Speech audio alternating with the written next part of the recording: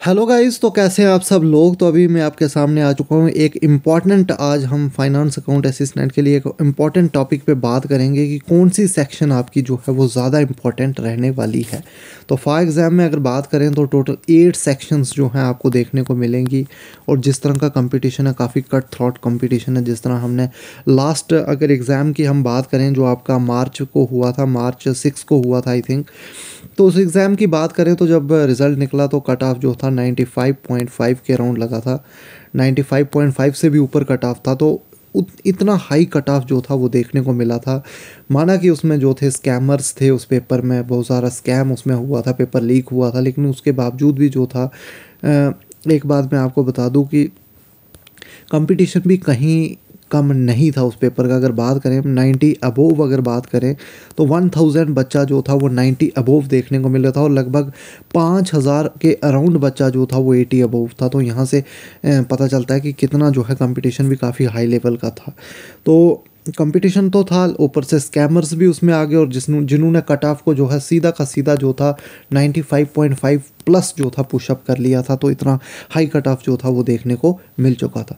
तो अभी जो इस बार एक जो एग्ज़ाम होगा तो सबके माइंड में ये चल रहा है कि कौन सी सेक्शन जो है वो यहाँ पे डिसाइडिंग रहने वाली है, कौन सी सेक्शन जो है वो आपको जो है यहाँ पे सिलेक्शन दिला सकती है। तो काफ़ी डीप एनालिसिस आज करेंगे इस पर, थोड़ी सी जो है बात करेंगे आज फा के एग्ज़ाम के लिए कि किस तरह का जो है आपको स्ट्रेटजी बना के चलनी है, कौन सी सेक्शन इंपॉर्टेंट है। अकाउंटेंसी ज़्यादा इंपॉर्टेंट है, मैथमेटिक्स इंपॉर्टेंट है, इकोनॉमिक्स इंपॉर्टेंट है, स्टैटिस्टिक्स इंपॉर्टेंट है।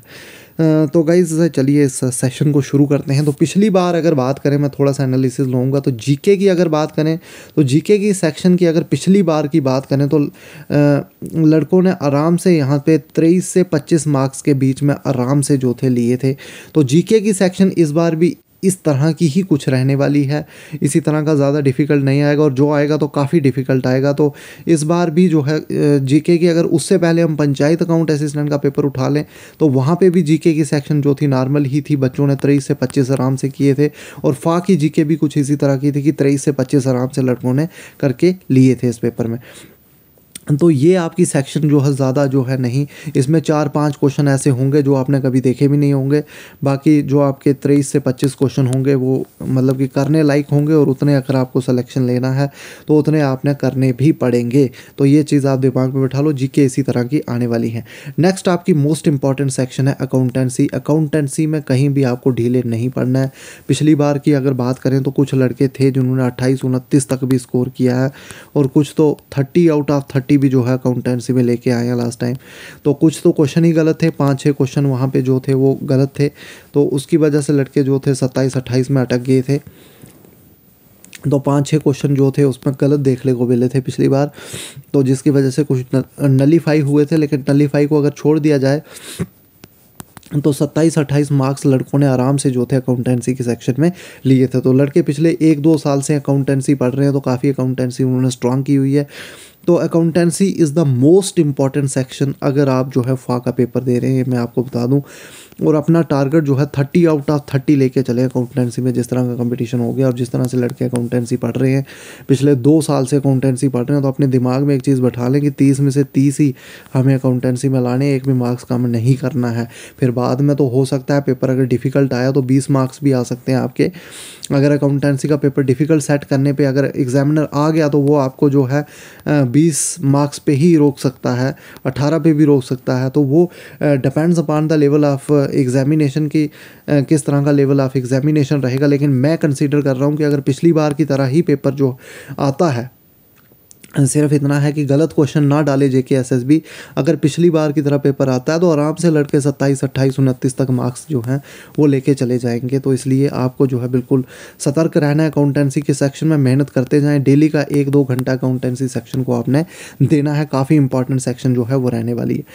नेक्स्ट अगर इंग्लिश की बात करें तो इंग्लिश आपको डुबा सकती है, ये बात मैं कहूँगा। तो आपको ये सिलेक्शन तो नहीं दिला सकती है लेकिन डुबा सकती है, एटलीस्ट इतना आप इंग्लिश की सेक्शन में याद रखें। अगर इंग्लिश की मैं बात करूं तो इंग्लिश एक ऐसी सेक्शन है जो आपको डुबा सकती है।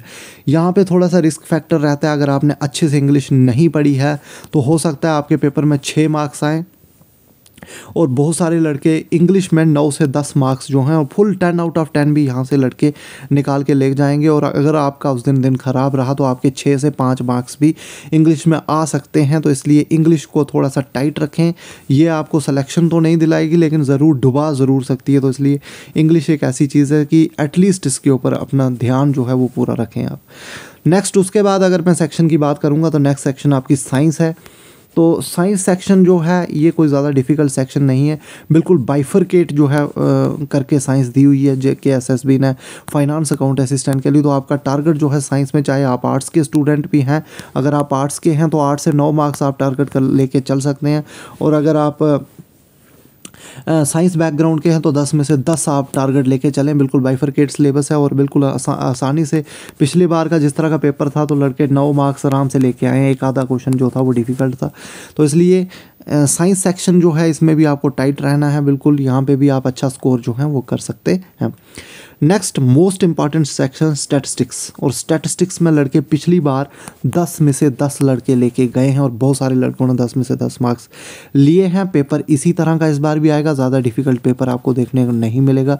तो तैयारी अपनी स्टैट में रखें और काफ़ी अच्छे तरीके से स्टैट को पढ़ा भी है लड़कों ने, पिछले 1-2 साल से तैयारी कर रहे हैं। तो स्टैट को भी आपको जो है बिल्कुल टाइट करके रखना है, बिल्कुल भी ढीला नहीं छोड़ना है स्टैट को भी आपने टारगेट मान के चलना है कि 10 में से 10 मार्क्स जो हैं स्टैट में आएँ। ज़्यादा डिफिकल्ट आपको पेपर JKSSB पूछता नहीं है। तो इसलिए पिछली बार लड़कों ने 10 में से 10 लिए हैं तो इस बार भी आपको दिमाग में बिठा के चलना है कि 10 में से 10 आने चाहिए। नेक्स्ट है मैथमेटिक्स सेक्शन। और मोस्ट इंपॉर्टेंट, जिस तरह अकाउंटेंसी आपकी इंपॉर्टेंट है उसी तरह मैथमेटिक्स की सेक्शन भी इंपॉर्टेंट है। लेकिन यहाँ पर 2 तरीके से बात करनी पड़ेगी, जो आर्ट्स वाले स्टूडेंट है और जो मैथमेटिक्स बैकग्राउंड वाले स्टूडेंट हैं। तो जिनका मैथ नहीं है, जिनका मैथ नहीं है गाइस, वो भी कुछ, अगर मैं मैथ की बात करूँ, कुछ टॉपिक हैं जो आराम से कर सकते हैं। जैसे आपका मैट्रिसेस एंड डिटर्मिनेंट है, उसको पढ़ने में कोई प्रॉब्लम नहीं है। प्रोबेबिलिटी का टॉपिक, सेट थ्योरी के बाद आप लिमिट एंड डेरिवेटिव को आसानी से सीख सकते हैं। एल हॉस्पिटल रूल लगा के वो क्वेश्चन निकल जाते हैं। तो एल हॉस्पिटल रूल आप आसानी से सीख सकते हैं। वेक्टर की अगर बात करें तो वेक्टर आप आसानी से सीख सकते हैं, सिर्फ प्लस माइनस ही वहाँ पे भी करना है, ज़्यादा कोई डिफ़िकल्टी वहाँ पे वेक्टर्स में आपको नहीं देखने को मिलेगी। उसके बाद अगर थोड़ी सी आप हिम्मत करेंगे तो परमुटेशन और कम्बिनेशन को भी आप सीख सकते हैं, कोई ज़्यादा मैथमेटिक्स उसमें भी नहीं है। बाकी सिंपल कंपाउंड इंटरेस्ट में थोड़ा बहुत मैथमेटिक्स है, अगर आपको मैथ से डर लगता है तो वो टॉपिक आप स्किप कर सकते हैं।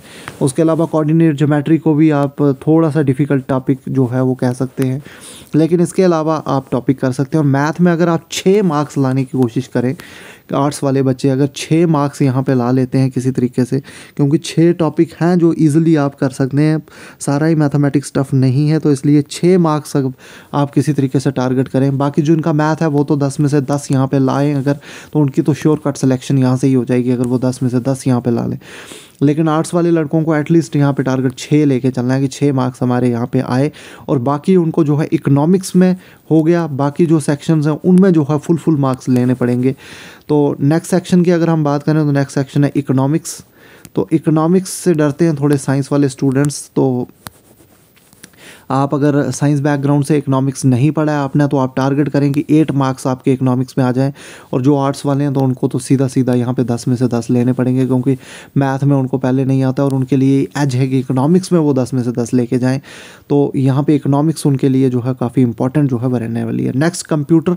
तो कंप्यूटर पिछले 2 साल से अब लड़के पढ़ रहे हैं तो काफ़ी अच्छा लेवल है। और कंप्यूटर के अगर मैं बात करूँ तो ईजी क्वेश्चन आएगा, सभी कर लेंगे। और कंप्यूटर का अगर डिफ़िकल्ट क्वेश्चन आ गया तो फिर वो करना काफ़ी मुश्किल हो जाता है। तो कंप्यूटर में अगर 8 से 9 मार्क्स ही लेना जो है वो पॉसिबल रहता है, एक आध मार्क्स जो है काफ़ी डिफ़िकल्ट जो है JKSSB पूछता है। तो ये थी आज की कहानी।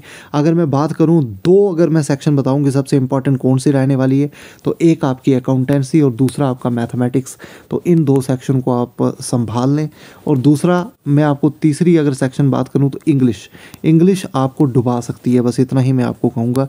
ये आपको सिलेक्शन नहीं दिलाएगी लेकिन आपको डुबा ज़रूर सकती है अगर कहीं आपने इसको लाइटली ले लिया। बाकी अकाउंटेंसी और मैथमेटिक्स को अच्छे से संभाल लें आप, तो ये 40 मार्क्स आपके काफ़ी इंपॉर्टेंट रहने वाले हैं, 30 ये और 10 मार्क्स ये। और साथ में अगर मैं स्टैट को भी जोड़ लूँ तो ये 50 नंबर आपके बहुत ही मायने रखेंगे। इनको आपको टाइट करके चलना है और डेली की समझ लो कि 1-1 घंटा आप इनको जो है डेली निकाल के दे दें, स्टैट, मैथ और अकाउंटेंसी।